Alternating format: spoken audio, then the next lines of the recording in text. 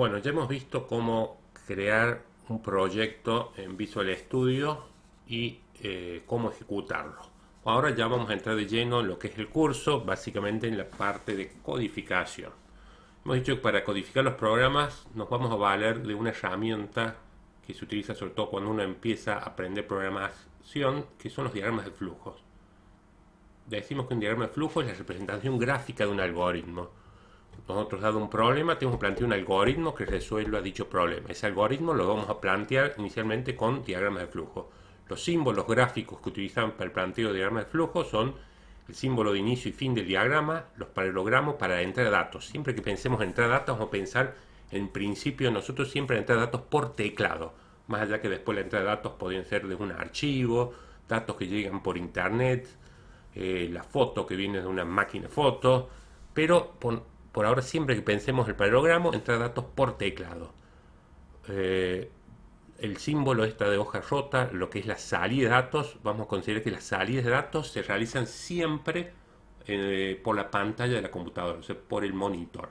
Más allá que la salida podrían ser salida de datos que sean por, además de pantalla, por impresora, podrían ser hacia un archivo, enviar datos por internet, pero para facilitar siempre entra datos teclado, salida datos pantalla. Luego el símbolo de este rectángulo, que son las operaciones, y el de las condiciones, que es el rombo. Estos son los símbolos básicos que vamos a utilizar en todos los primeros videos para el aprendizaje de la programación. Vamos a ver cómo hacer el planteo de un problema utilizando entonces un diagrama de flujo. Para plantear un diagrama de flujo debemos tener muy en claro el problema a resolver. Vamos a dar un problema. El problema dice calcular el sueldo mensual de un operario conociendo la cantidad de horas trabajadas y el pago por hora. Podemos identificar datos conocidos, las horas trabajadas en el mes y cuánto se le paga por hora. ¿Qué proceso hay que hacer para calcular el sueldo? Multiplicar la cantidad de horas por el pago por hora. ¿Y qué es lo que se va a mostrar? La información resultante es el sueldo mensual, que es justamente lo que nos pide resolver nuestro problema. Si hacemos un análisis, todo problema está constituido por datos conocidos, datos con los que se cuenta al plantear el problema, un proceso que hay que hacer, operaciones a realizar con los datos conocidos y una información resultante, es la información que resuelve nuestro problema. Esta forma de expresar un problema identificando sus datos conocidos, procesos e información resultante puede llegar a ser engorrosa para problemas complejos donde hay muchos datos conocidos y procesos. Es por eso que resulta mucho más efectivo representar los datos para la solución del problema mediante un diagrama de flujo. Este mismo problema, en vez de enunciados, datos conocidos, proceso, información salida, con un diagrama de flujo quedaría con el siguiente gráfico. Inicio, horas trabajadas, que es un dato conocido que se va a cargar por teclado, costo por hora, también conocido. Vamos a ver que estos reciben el nombre de variables. Una variable va a almacenar un dato, por ejemplo, horas trabajadas almacenará un entero, que yo diré que se trabajó 100 horas, 200 horas, 150 horas. La variable va a almacenar un dato. Lo mismo, costo hora, va a ser una variable que si pensamos que puede ganar 50 con 35, con parte decimal, esta permitirá guardar valores reales o flotantes que se llama. Para calcular el sueldo va a ser una operación que va a ser multiplicar el contenido de la variable horas trabajadas que cargamos por teclado por el contenido de la variable costo hora que cargamos por teclado. Y la salida, el símbolo de esta hoja rota, que es básicamente la salida por pantalla, vamos a mostrar el contenido de la variable sueldo. Esta variable sueldo no se carga por teclado como son las horas trabajadas y costo por hora. La variable sueldo se carga por una operación de multiplicar horas trabajadas por costo por hora. Mostramos el sueldo. Resulta mucho más fácil entender un gráfico que un texto. El diagrama de flujo nos identifica claramente los datos de entrada, operaciones y datos de salida. En el ejemplo tenemos dos datos de entrada, horas trabajadas y costo hora. Ya vamos a ver que el lenguaje C#, los nombres variables, si ponemos mayúscula, por ejemplo acá la segunda palabra, tenemos que respetar siempre esa sintaxis, porque es sensible a mayúsculas y minúsculas el C#. No permite poner espacios en blanco cuando definamos un nombre variable. Eso es otra cosa importante. Bueno, las operaciones se representan con un rectángulo. Debemos hacer un rectángulo por cada operación. A la salida representamos con la hoja rota. El diagrama de flujo nos da una idea del orden de ejecución de las actividades en el tiempo. primero cargamos los datos de entrada, luego hacemos las operaciones necesarias y por último mostramos resultados. Ahora debemos codificar el diagrama de flujo utilizando las instrucciones del lenguaje C#. Como hemos visto, el entorno de programación C# nos va a crear un esqueleto básico y vamos a pasar a repasar. Vamos a crear nuestro segundo proyecto. Creamos el proyecto 1, ahora pasemos a crear el proyecto 2. Vamos a hacer archivo nuevo proyecto. Vamos a seleccionar, fíjense que ya nos quedó seleccionado que están C#, Windows, aplicaciones de consola. Solamente tenemos que seleccionar que vamos a hacer una aplicación de consola.net. La carpeta dijimos que los guardamos en unidad C#, y los vamos enumerando los proyectos. Proyecto 2. Únicamente cambiamos de acá en más solamente el nombre del proyecto. Ya tenemos seleccionada la carpeta, el nombre de la solución no nos preocupa, pero le va a dar el mismo nombre que el proyecto. Vamos a crear nuestro segundo proyecto. Dijimos que nos genera el esqueleto básico y todo lo que nos preocupa en este momento es implementar la lógica de nuestro diagrama de flujo dentro de la función main. Dentro de la función main es donde está toda la lógica, todos los primeros videos que vamos a estar trabajando, todos los primeros conceptos. No nos va a preocupar ni siquiera qué es la función main, vamos a ver qué es lo que primero se ejecuta.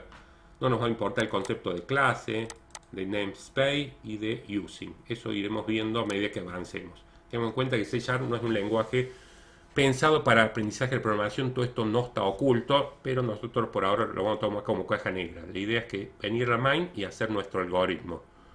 En nuestro algoritmo, para codificar el diagrama de flujo, ¿qué vamos a tener que hacer? Primero, si vemos el diagrama de flujo, vamos a tener tres variables: horas trabajadas, costo por hora, costo hora y sueldo.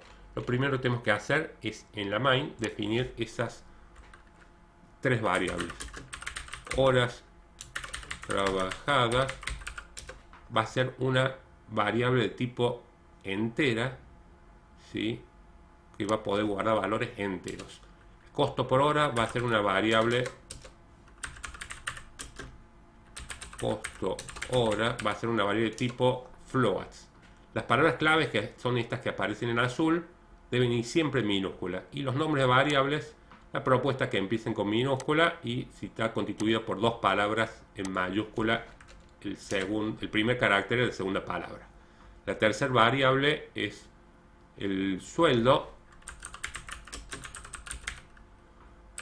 y vamos a definir otra variable que no está en el diagrama de flujo, que se llama línea, o yo le he llamado línea. La idea es que el programa dice que hay que hacer la entrada de horas trabajadas. La entrada de datos vamos a utilizar, vamos a ver esto. A ver, estos para la entrada hay ciertas complejidades. Yo tengo que cargar la variable horas trabajadas, pero no hay una forma directa fácil, sino que tenemos que cargar lo que llama una variable de tipo string. En este caso yo le llamé línea. Mediante el objeto console llamo readline y me permite cargar una línea por teclado. Esta es una variable tipo string, o sea, cadena de caracteres. Yo no la puedo guardar en horas trabajadas. Para poder guardarla tengo que utilizar lo que llama el método parse de la clase in y pasarle línea, que es lo que van a ser los números que yo cargué por teclado. Fíjense, vamos a hacer hasta acá ejecutar el programa. Yo presiono iniciar y lo que nos aparece, el método write del objeto console muestra todo lo que vaya entre comillas dobles. Dice ingrese horas trabajadas por el operario. Y seguidamente el readline, este método de la clase console, se detiene y aparece el cursor esperando que yo cargue una serie de caracteres por teclado hasta que dé enter. Cuando dé enter va a continuar.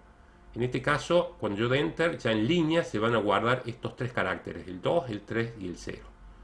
¿Y qué es lo que hago? Con el parse convierto esa cadena 2, 3, 0 y se guarda en horas trabajadas, que es un entero.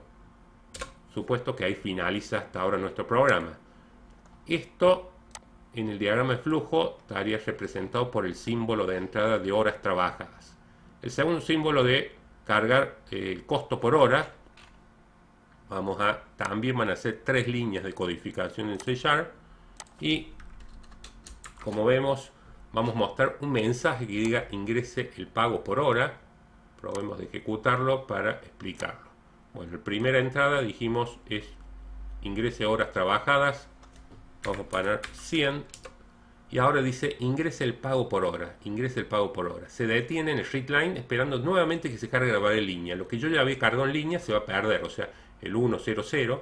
Pero en realidad en esta asignación horas trabajadas igual a int parse línea, se cargó en horas trabajadas el número 100. Ahora voy a guardar, por ejemplo, que se le paga 40 pesos la hora. Entonces en línea se va a guardar los caracteres 40 y ahora en costo hora, en esta variable, se va a guardar costo horas de tipo float. Yo acá podría cargar 40.50 centavos que se le paga. Yo ahora nada más cargo 40, se va a guardar el número 40 en la variable costo hora. Seguimos codificando. Las operaciones son lo más sencillo. Para los rectángulos se copian tal cual en la codificación. Fíjense que vamos a obtener el sueldo que va a ser igual al producto de horas trabajadas, que es la primera línea que yo cargué, costo hora, que es la segunda línea que yo cargué, y finalmente voy a mostrar por pantalla un mensaje. El sueldo total operario es, y voy a mostrar la variable sueldo. Fíjense que acá cuando yo imprimo una variable, hago en la hojita una variable directamente sin comillas en el write, porque write puede haber dos situaciones, que vaya con comillas dobles, se muestra tal cual en pantalla ese mensaje, y si va un nombre de una variable, va a mostrar el contenido de esa variable. Se va a entender bien si lo ejecuto ahora, y yo voy a cargar. El operario trabajó 100 horas y se le paga 50 pesos la hora, y dice el sueldo total del operario es 5.000. ¿Por qué 5.000? Porque hemos multiplicado horas trabajadas 100 por 50, que da 5.000. ¿Por qué se detiene el programa? Gracias al shift key. El shift key es este cursor que se ha detenido acá hasta que yo presione cualquier tecla del teclado. Presiono por ejemplo la R y finaliza el programa. El shift key detiene la ejecución. Hay muchas cosas que en el diagrama de flujo no se indican. Fíjense estos mensajes. Ingrese las horas trabajadas por el operario. No se muestra acá, no se hace una hojita con esa salida. Se supone siempre que vaya a haber la entrada de un dato, siempre que esté el paralogramo, va a haber un mensaje para que el operador sepa qué es lo que se está pidiendo que se cargue por teclado. Cada vez que haya un readline, que es el método que nos permite cargar una línea por teclado, o sea, acá está esperando el readline que yo cargue un valor. Ese valor que yo cargo siempre se va a guardar en esa variable línea, pero después esa variable línea la voy a copiar en horas trabajadas o en costo hora, y va a ser distinta si es una variable de tipo int, que guardo enteros, o si es de tipo float, que guardo valores. Como vemos en las variables tipo float, yo puedo cargar que se le paga 50,30, 50.30. El sueldo total operario va a multiplicar, bueno, acá tengo que cargar con coma, dije. ¿Sí? Entonces se le paga 150,30 y es 100 por 50,30, el número da 5030. ¿Sí? Cuando yo cargo parte decimal, acá va a ser punto o coma, dependiendo cómo esté configurado el sistema operativo. Acá está en castellano, por lo tanto tenemos que usar el carácter de la coma. Ya veo que en el programa va a ser distinto eso, pero a nivel de pantalla, cuando ingresemos por teclado, tenemos que cargar la coma. Bueno, eso con respecto al primer problema que hemos hecho, el primer problema más complejo, que deberían quedar claro en este problema. Por el momento haremos todo el algoritmo dentro de la función main, es decir, el resto siempre lo crea el entorno. O sea, esto es lo que nosotros vamos a codificar. El resto que no estoy señalando lo va a generar el mismo entorno del Visual Studio. Si observamos el diagrama de flujo, vemos que debemos definir tres variables: horas trabajadas, costo hora, sueldo. Aquí es donde debemos definir qué tipo de datos se almacenarán en los mismos. La cantidad de horas normalmente será un valor entero, 100, 150, 230, etc. Pero el costo de la hora es muy común que sea un valor real, 5,35, 5, como os digo acá, serían comas en el caso que estemos en castellano configurado. Y como el sueldo resulta de multiplicar las horas trabajadas por el costo por hora, el mismo deberá ser real. O sea, de tipo float. Entero para guardar valores sin parte decimal y float para guardar valores flotantes con parte decimal. Utilizaremos la palabra clave in, palabra clave siempre minúscula, para definir las variables enteras. En C# las palabras claves deben ir obligatoriamente en minúsculas, si no produce un error sintáctico. Luego, la palabra clave debemos indicar el nombre de la variable, por ejemplo, horas trabajadas. Se propone que el nombre de la variable comience con minúscula y en caso de estar constituida por dos palabras o más, debe ir en mayúscula el primer carácter. Un nombre de variable no puede tener un espacio en blanco, empezar con un número, ni tampoco utilizar caracteres especiales. Debemos buscar siempre nombres de variables que nos indiquen qué almacenan. No es conveniente llamar a nombres de variables con letras individuales. Por ejemplo, esta vez la he llamado A, B y C, más allá que sí hubiese funcionado. Para mostrar mensajes en pantalla utilizamos el objeto console y llamamos al método write y entre comillas dobles mostramos los mensajes.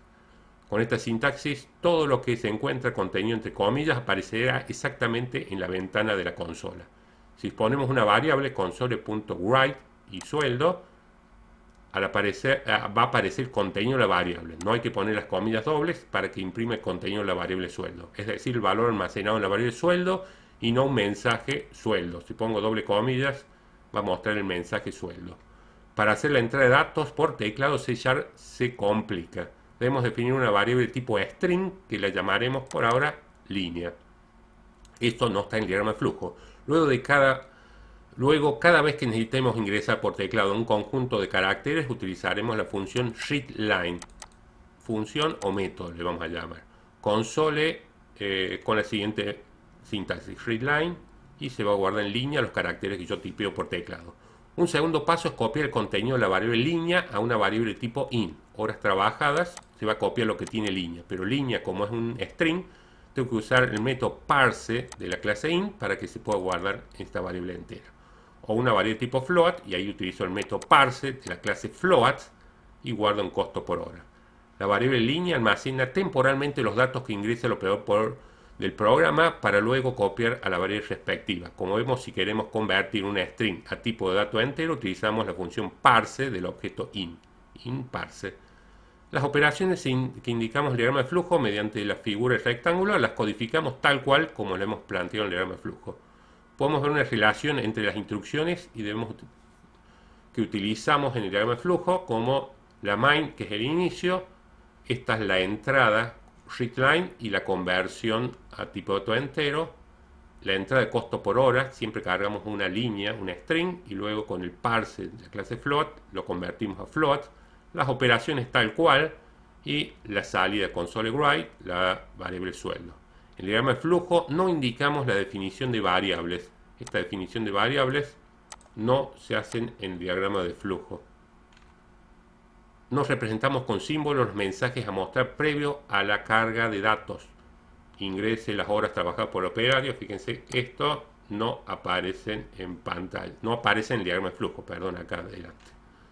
Como hemos visto, hasta ahora hay muchas partes de nuestro código que no entendemos, pero son indispensables para la implementación de nuestros programas. A medida que avancemos con el curso, muchos de estos conceptos se irán aclarando, ¿de acuerdo? O sea, lo que debemos en este video que quede un poco claro de que nuestro algoritmo va a ir siempre en este bloque dentro de la función main, o lo que llama el método main. Hasta acá, digamos, este video. Gracias.